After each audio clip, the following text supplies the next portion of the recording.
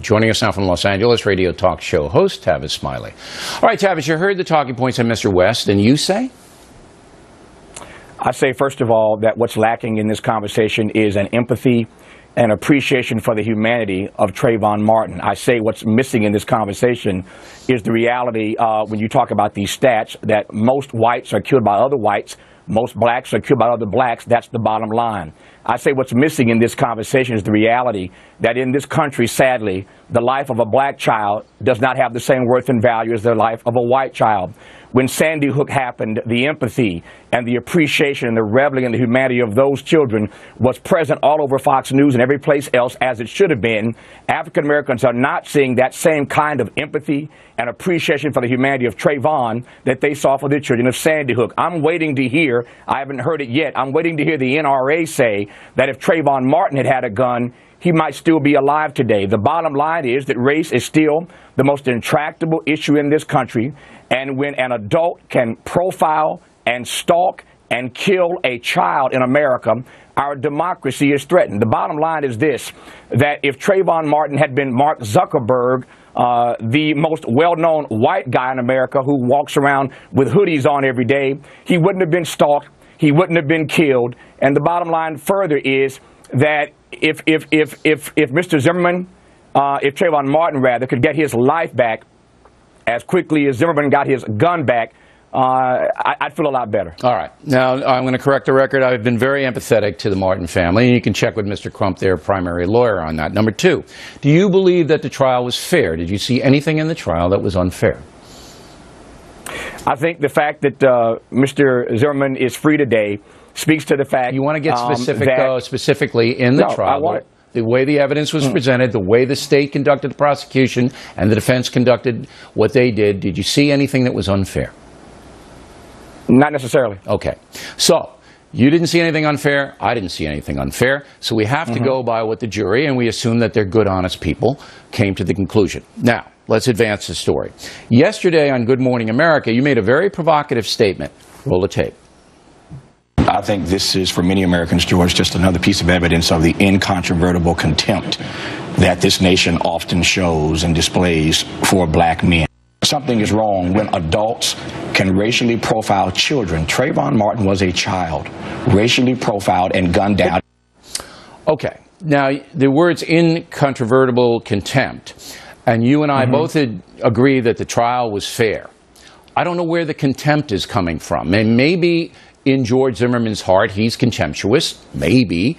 There's not any evidence of that. I mean, the FBI didn't find that. But where is the contempt coming from? Let me define what I mean when I say the trial was fair. Under the rules that the jury was given, the evidence that the judge allowed in and not allowed in, and I can certainly debate you on what should have been in that wasn't allowed in. But under the rules they were told to make a decision by, the trial went along as it should have.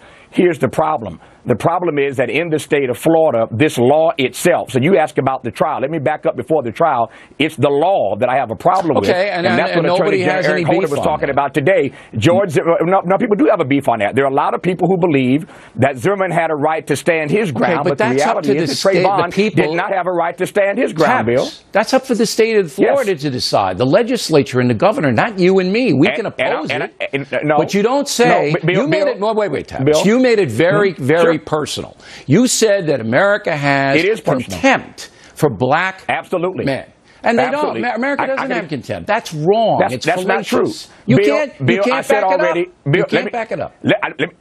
I'll back it up right now. I've said already that black men so often are viewed in this country as a menace to society, number one. Number two, look at the criminalization, the over-criminalization of black boys in our education system, number two. Number three, look at the racist drug laws. You got to get caught with more crack than powder cocaine to get the same sentence. Look at the high unemployment numbers in this country with specific regard to African-American men. And finally, consider this, Bill. The only reason why this case even was brought in the first place. The only reason why they ever came to trial is because there was a national hue and cry. If there were the value for black male life in America that there is for white male life in America, it wouldn't have required all that it took just to get this the charges even filed, the case even brought. Look, Bill. I'm glad the case came to trial. I think the trial was fair, and all the points you raise are societal problems where there is another side. There's genocide going on in Chicago, and it's blacks killing blacks, okay? Whites have nothing to do with it.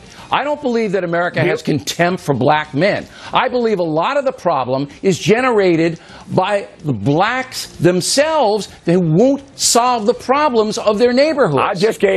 Bill, I just offered 5 reasons, 5 specific examples of how there is contempt still in this country for African American men. The bottom line is the same. It's a problem-solving Black life does not have the same value as white life in America, and that's sad, Bill. Well, I'm telling you, if you look at the people who are murdering, it isn't whites murdering blacks. It's blacks murdering blacks. Bill, what are you not hearing? Blacks kill blacks. Yeah. Whites kill whites. Here's the bottom line. And they all do it with guns, and you ought to get on the right side of the gun control conversation. Gun control is not going to solve the issue. What will solve the issue is federalizing all gun crimes. It will help. No, it wouldn't. Criminals will always get the guns, Tavis. Criminals will always get the guns. What will solve the issue is getting the guns. We got to get the guns off our streets. That's how you solve the problem. Then you'll have to revoke the Second Amendment, and you're not going to be able to do that. No, there's a huge gap between repealing the Second Amendment and reasonable gun laws. A huge gap, Bill, and you know that. Well, I could solve the problem by federalizing gun crimes, but you wouldn't back that because you'd say the sentencing was unfair when the guy with the gun got 20 years. And I could solve the problem too. Arm every black person in America, and then let's see what the NRA has to say.